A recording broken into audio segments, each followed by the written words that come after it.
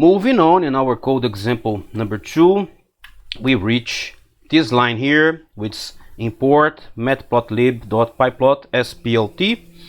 We've seen already how to import Python packages and modules.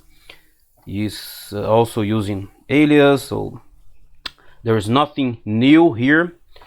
But what is new here is this package Matplotlib PyPlot.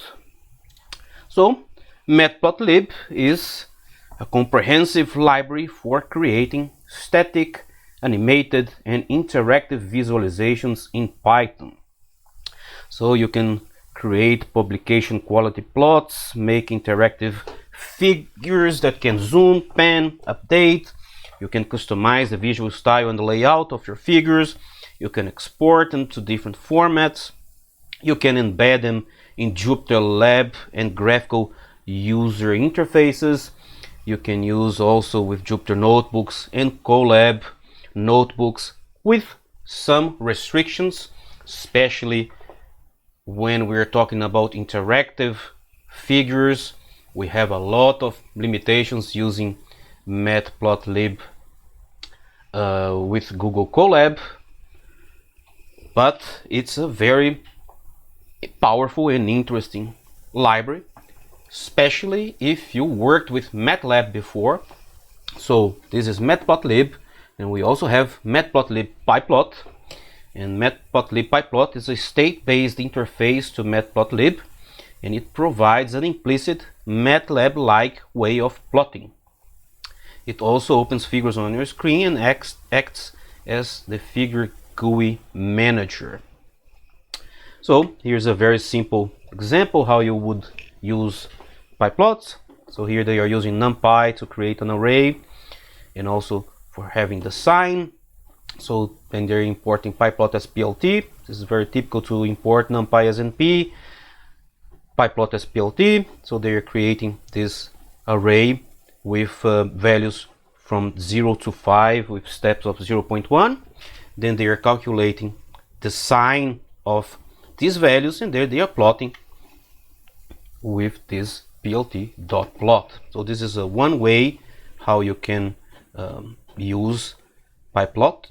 And here also you have another way, and instead of just using here plt.plot, you are creating a figure and an x from this plt subplots, and then you take this x and then you plot. So there are two different ways how you can handle this. So, and there is this API reference. So when using the library, you typically create a figure and axis objects and call their methods to add content and modify the appearance. So we have this Matplotlib figure for axis creation and figure level content, and then we have the Matplotlib axis for most of the plotting methods, axis labels, and accessing to the axis styling. And here another example, so very similar to what we've seen before, but here we're just using this plt.plot, and here they are creating figure and axis using this plt subplots. You define some figure size, and then you are plotting x and y and y, x, y, and then you're setting the x label to display time in seconds, and here you are displaying a sine wave, for example, in voltage, and here you're setting the face color of the figure to light steel blue. So this is one example, and here you have all the modules that are available. Here examples, tutorials, the documentation, and we are going to use Matplotlib PyPlot.